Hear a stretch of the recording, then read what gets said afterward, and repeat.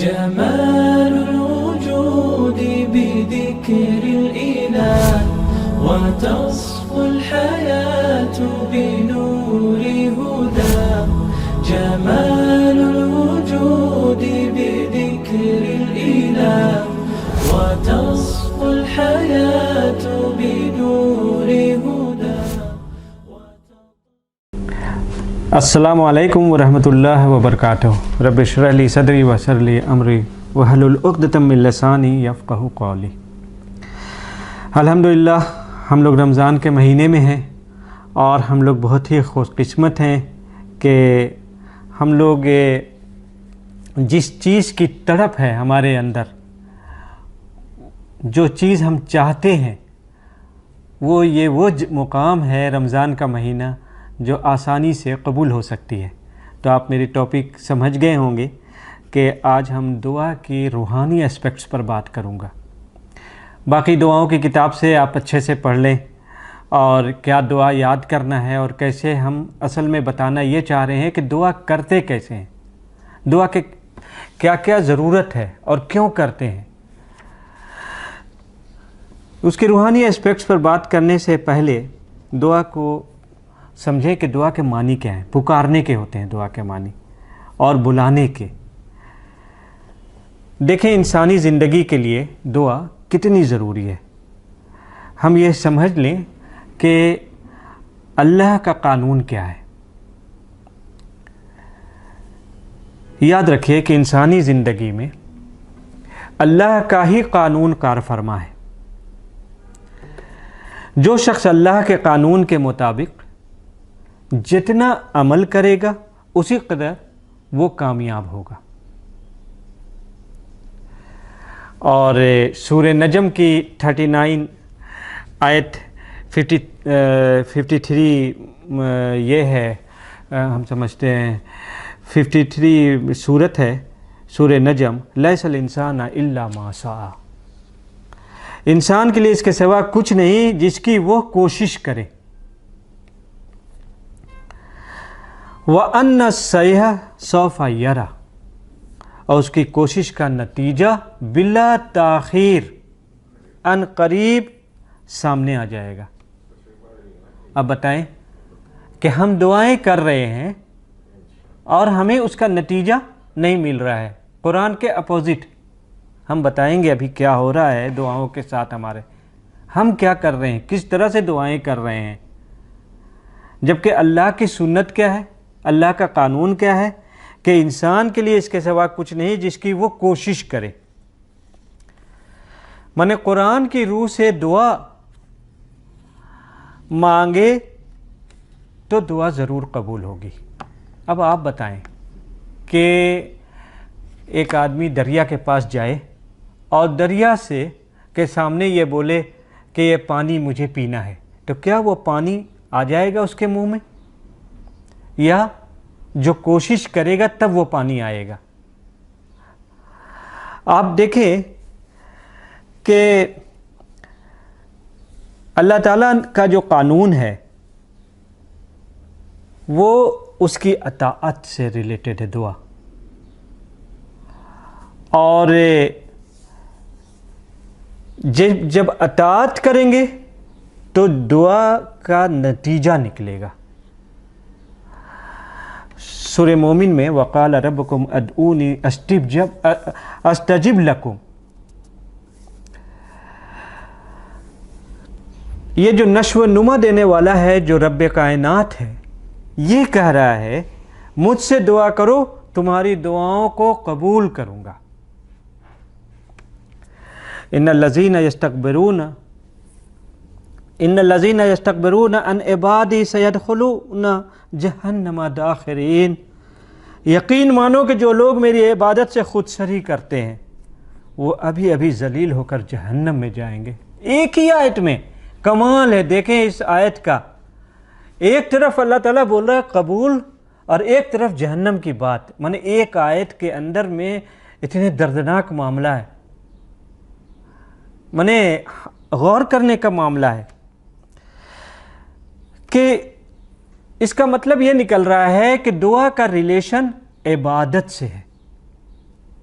عبادت کا وہ ناقص پہلو نہیں کہ روزہ رکھ لیا، نماز پڑھ لیا، حج کر لیا، زکوٰۃ کر لیا اور ہم نے سمجھا کہ ہم تو عبادی ہیں بھائی، ہم تو اللہ کی عبادت کر لیا۔ ایکچولی جو عبادت کا مفہوم ہے وہ علم حاصل کریں اور کوشش کریں جاننے کی کہ اللہ کے قانون کے حساب سے وے آف لائف، زندگی کیسے گزاریں۔ زندگی کا ہر لمحہ عبادت ہے۔ اہل جنت کو کسی چیز پر اتنی حسرت نہیں ہوگی جتنی اس لمحے پر جو دنیا میں اللہ کے یاد کے بغیر گزارا ہو۔ اس کا مطلب یہ نہیں ہے کہ اللہ اللہ اللہ کرنے کے لیے اللہ تعالیٰ بول رہا ہے۔ اللہ کے لمحے کے بغیر مانے جس قانون کے مطابق اللہ تعالیٰ نے انسان کو بنایا ہے اس فطرت کے حساب سے مجھے کام کرنا ہے۔ دیکھیے، یاد رکھیے کہ دنیا نہ تو دارالعذاب ہے اور نہ دارالجزا ہے۔ اصل جو کامیابی اور ناکامی جو ہے وہ اخروی زندگی پر ہے۔ کامیابی کا پیرامیٹر جو ہے وہ دنیا کے مال و اسباب اور گھوڑا اور گاڑی اور ہار اور جیت، یہ چیزیں نہیں ہیں۔ دیکھیے، اصل کامیابی جو ہے وہ آزمائش میں کون کھرا اتر جاتا ہے، کون نکل جاتا ہے اللہ کی آزمائش سے۔ اللہ تعالیٰ دے کر بھی آزماتا ہے اور چھین کر بھی آزماتا ہے۔ دیکھیے، پریشانی اور الجھن کس کے ساتھ نہیں ہے؟ وہ ہر انسانی زندگی کے حصہ میں ہے۔ اللہ کا جب بندہ پریشان ہے اور یا عافیت کی زندگی گزار رہا ہے، ساری چیزیں نصیب ہوں، اور دونوں حالت میں اللہ سے رجوع کرنا، دعا اللہ کے سے مانگنا، پکارنا اللہ کو دونوں حالت میں۔ جب آپ عافیت سے ہیں، سکون اور عافیت سے، ساری چیزیں اللہ نے آپ کو دے رکھی تب بھی، اور جب پریشانی میں ہیں تب بھی۔ اب جو اللہ کی طرف رجوع ہوگا وہ اللہ کی رحمت سے مایوس نہیں ہو سکتا ہے، اور جو اللہ کی رحمت سے مایوس نہیں ہوگا وہ ڈپریشن کا شکار نہیں ہو سکتا ہے۔ کبھی ایک مسلم اگر بولے کہ وہ ڈپریشن میں چلا گیا تو یہ سوچنے کا مقام ہے۔ دعا صرف مشکلات سے اور نجات سے، مشکلات سے نجات یا ضروریات کی جو تکمیل ہے اس کا نام نہیں ہے۔ یاد رکھیے کہ کوئی پریشانی آئی ہم اس سے باہر نکل جائیں، یہ دعا ہے۔ دعا ایکچول میں عبادت ہے۔ الدعا مخ العبادہ، دعا عبادت کا مغز ہے۔ حدیث میں ہے کہ جو اللہ سے نہیں مانگتا وہ اللہ اس پر غضبناک ہوتا ہے۔ بڑی خوبصورت حدیث ہے۔ آج لوگ بحث کرتے ہیں تقدیر کے معاملے پر۔ اللہ کے رسول نے فرمایا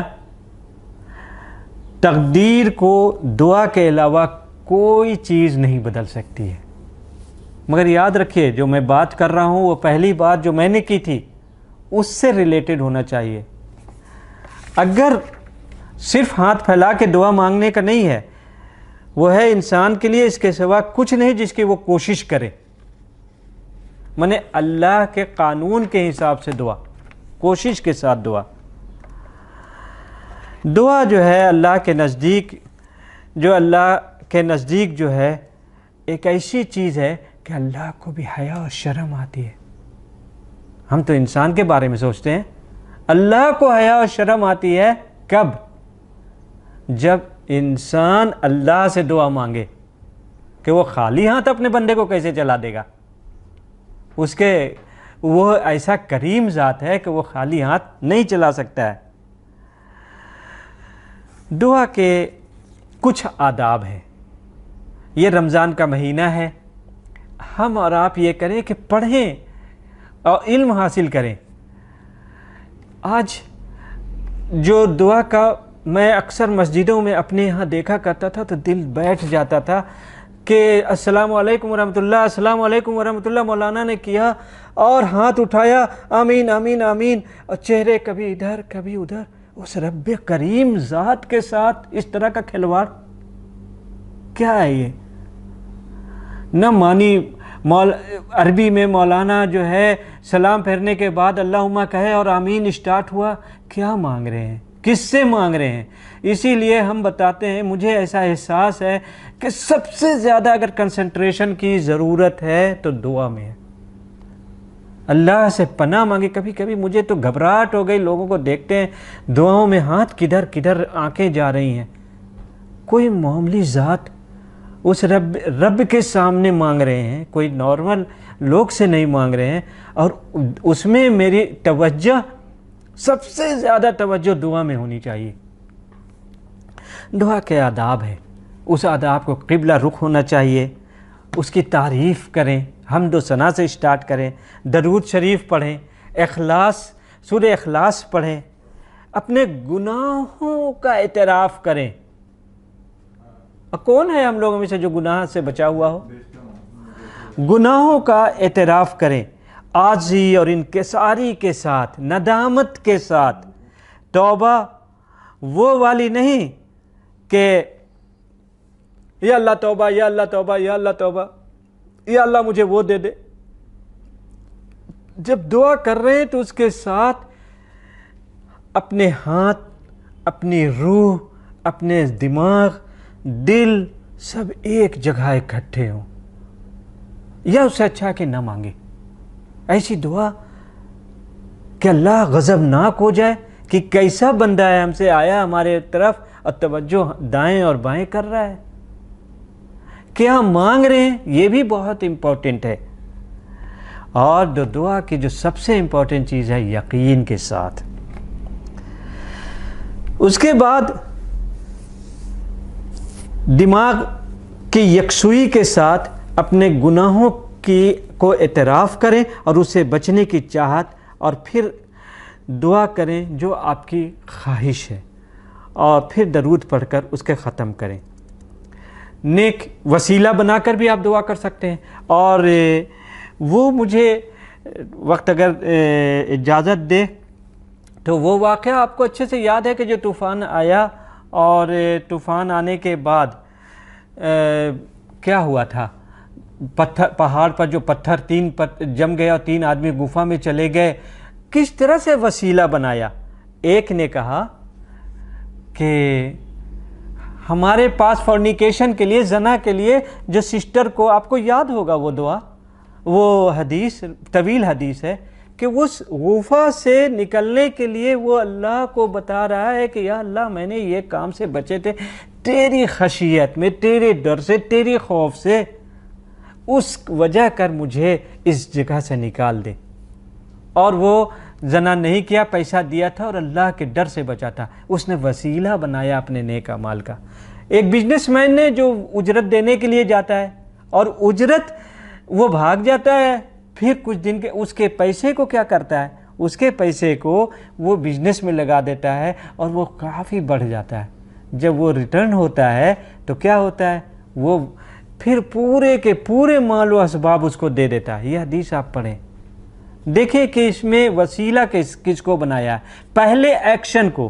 اور ایک تیسرا جو اپنے والدین کے ساتھ حسن سلوک کرتا ہے، دودھ پلاتا ہے، اور دودھ پلا کر بچوں کو بعد میں دیتا ہے، والدین کو پہلے دیتا ہے. وہ بھی آپ اس حدیث کے ضرور، رمضان کا بہترین مہینہ ہے، آپ اس کو پڑھیں. اس میں یہ غور کریں کہ اس میں ہوا کیا پہلے، دعا پہلے ہے یا ایکشن پہلے ہے. ہم کیا کر رہے ہیں؟